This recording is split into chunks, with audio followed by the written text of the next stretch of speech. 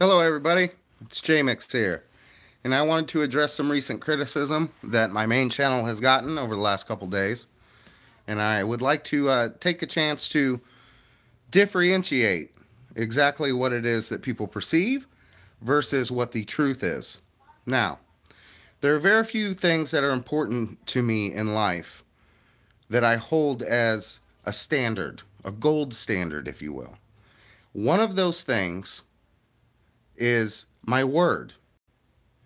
If I give someone my word that I will do something, I keep my word. So when people say, "Well, Jesse, you weren't hard enough on Reggie Wright. You didn't take it to him." When we set up that interview, I gave Reggie Wright, who may or may not be a good person depending on your viewpoint. I gave him my word that I would have the discussion with him, that I would let him clear the air and show his side, his opinion, his side of the argument, and I would air it unedited. And I did. When Mosey MD called me out on Facebook, and not in the video that you guys think that you've seen, the video that he accidentally deleted, which I actually have a portion of because I was screen recording it. He called my name. Now, Mosey has been really good to me for the last 5 or 6 years. If I have ever asked Mosey for an interview, he always told me yes. Even if it conflicted with his schedule, he would find a way to do the interview with me. So when Mosey calls me out directly and says, "Jesse, we need to set this straight. I need to get my side of the story out there," and I give him my word that I would allow him to do so on my channel, that's exactly what I did. I think that people get it mixed up that I'm anything but an interviewer. I interview people. It's not about me. It's not about what I think. It's about what they have to say. That's what I do. That's my job. So if I give someone my word that I'll let them say their piece, and I let them say their piece, I've kept my word. Now, another thing I want to say about my word. What's important about my word is something that was taught to me from my father. And if you don't have your word in life, what is it that you really have? And my word is more important than people's perception of me. If people don't want to watch my content because they don't like some moves that I'm making, that's fine. Because it's more important for me to keep my word than it is to please people that I don't know. Now, I had Gabbo on my channel. I had talked to Gabbo because people were saying that there was some kind of beef between the two of us when I actually like Gab's channel. I don't agree with everything that Gab says, but that's how men move. You know, I don't agree with everything that RJ Bond says. I don't agree with everything that my wife says. But as men, or as people that keep their word, it's okay to disagree with somebody and then keep it moving. Because if you base your relationships just upon, do I agree with everything this person says, you're going to have a very small circle of friends. Now, concerning the Gab and Sam interview, I could have edited out someone's name that he shouted out, but I gave Gab my word that if we had a conversation, I would air it. Now, contrary to what people may say, I didn't say that I was 100% cool with somebody. What I said was, it's all good. Meaning that I don't take social media beef personally. If I took every negative comment or negative video that someone has made about me personally, then my whole day would be spent caught up in my feelings. And that's not how men operate. So as whether or not in reference to I could have done a better job with the Reggie Wright interview, maybe, maybe I could have. But short of yelling at him and saying, "You're a murderer," my only recourse was to ask him the questions that I wanted an answer to and keep it moving. I could have argued with him about the chain snatch incident for 20, 30 minutes. But at the end of the day, Reggie's going to say, "You're wrong," and I'm right. I see 313s in here. Good. Good. I want you to hear what I have to say. So, there's a lot of armchair quarterbacks out there, not you 313, that say that they could have done better. And perhaps they're right. But they don't understand the context of which the interview came. The interview came, and I said, "I'll let you say your piece. I have some questions for you, but I'll air it unedited." And that's what I did. My job's not to argue. My job's not to debate.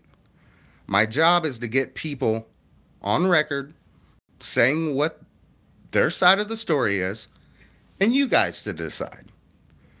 But when it comes to Gab, who I respect, and when it comes to Mosey, who I respect, my word to them is more important than how the public perceives me.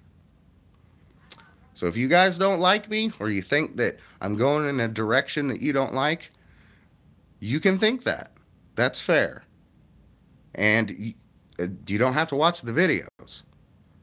But what I'm telling you is if I give someone my word, if I say to them, "Hey, you can say what you need to say and I'll put it out there for you because you've always been solid to me," I'm going to keep my word. I kept my word with Reggie Wright. I kept my word with Mosey. And I wasn't going to cross Gab when he's shown me nothing but love. If he wants to shout out somebody that's his family, that he respects, who am I to take those words out of his mouth? I'm not going to edit that. That's intellectually dishonest. It's what Gab said. I offered Gab a platform to have a conversation. And if he says that in the conversation, then you bet your ass it's going to stay there. Does that mean that I endorse those people? No, it doesn't.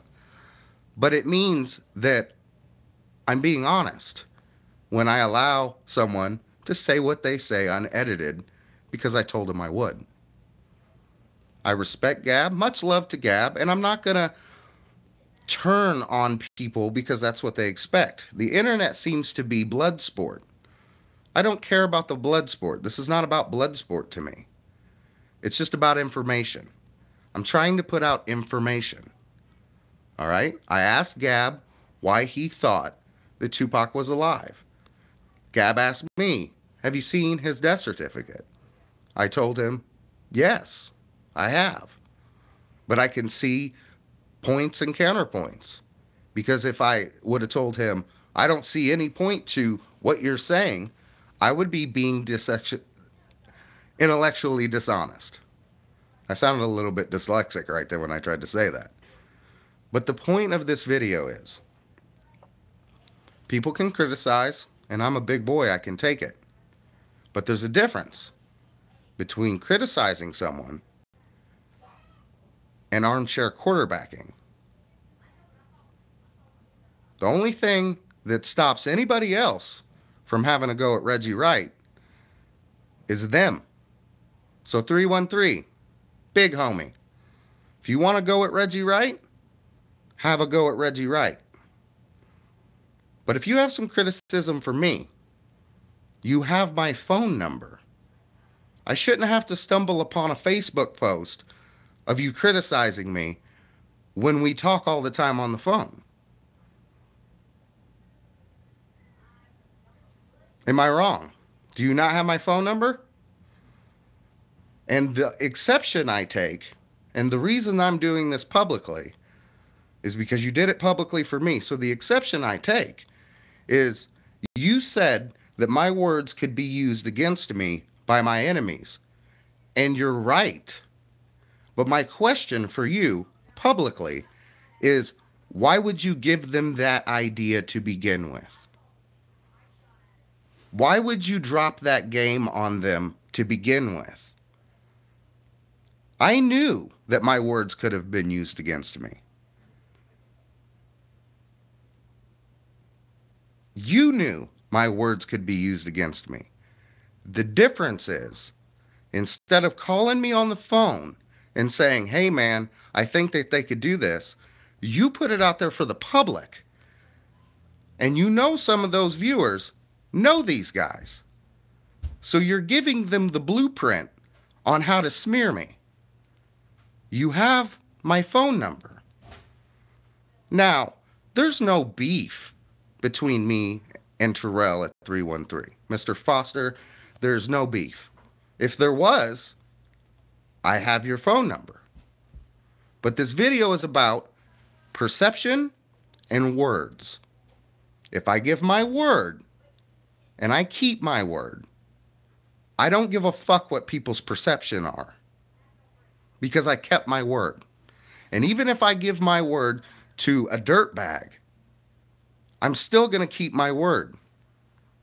Because when I'm long gone and I'm dead, the only thing people are going to remember about me is their dealings with me.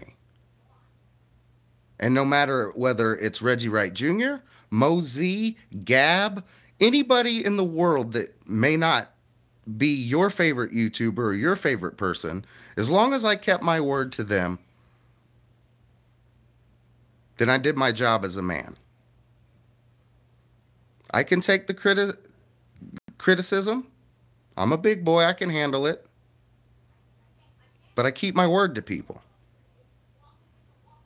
If you're looking for the blood sport, it's not here. I report things that I find out that are factual, and I give my opinion sometimes on the live show. But I interview people. 313, you say I gave them the bullets to the gun? Maybe, but you gave them the blueprint on how to build the gun. So that's all I really have to say about that. I didn't go out there telling them how to do it. But you did. Doesn't mean I don't respect you. Doesn't mean I'm beefing with you. But just like you told me to think, I'd like you to think. So now if that happens, you own part of that. You're part of that now if that happens. If they take my words and they put them in a video and they loop them with my picture like you said, you're part of that. You gave them the bullets as well. Am I wrong? Now, I will set it up and I will I'll give you that plug. And there's no shots fired here. This is honesty. But how I move and how I operate is how I want to move and how I want to operate. And there's been a lot of criticism before these interviews with Reggie Wright Jr., with Mosey MD. The criticism was, well, you've never reached out to the person who did the album cover. So I did. Well, you've never accused Reggie Wright of these things. So I did. And don't forget, for the first time in 20 years, I got Reggie Wright Jr. to give us the complete timeline of where he was and what he was doing the night that Tupac was shot. Nobody else has done that. I did that. And if that's all I got out of the interview, I'm good with that. I don't care about how I look to people. But I need to address my word. So that's all, guys. If you could take any advice from Jmix or Jesse or however you know me as, is let your word be your bond. And your word is more important than public perception. So for the true friends and family out there, I'll see you guys on the next upload. For the people that want to roll in the dirt, I ain't got time for it. I respect 313. I respect Gab from Gab and Sam's channel, Gabbo, I respect him. I don't agree with him, but I respect him. He can have his opinion on whether or not Tupac is alive. It's not my place to tell him, you're stupid for having that opinion. It's only my place to say, well, I've seen his death certificate, but there are arguments on both sides. It's called a fair conversation, guys. And I tell you another thing that I respect. Reggie Wright Jr. did and said exactly what he was going to do and say, and told me in advance, and he kept his word. So for that, I respect Reggie Wright Jr. He could have played it a lot different. He could have went to personal attacks. He could have brought up my criminal history. He could have tried to ding my credibility, but he kept it respectful. And if he was keeping it respectful with me, I'm going to keep it respectful for him.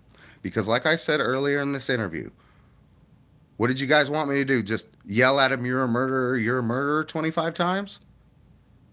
Why argue the point? I keep my word. And if even that means I lose all my subs because I kept my word to the people that I interviewed and I aired them unedited and you heard something that you didn't like, so be it.